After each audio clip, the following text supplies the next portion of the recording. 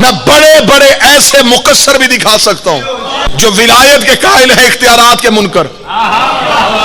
सिर्फ अलीउन वलीउल्लाह कलमे नमाज और अजान में पढ़ लेने से विलायत नहीं, इनके इख्तियार भी मानो, इनका हर वो इख्तियार मानो जो इनके पास है, और इनके पास जितने भी इख्तियार हैं ये इन्हें अल्लाह के अता करता है। ये मालिक है इख्तियारात की, हद हो गई है।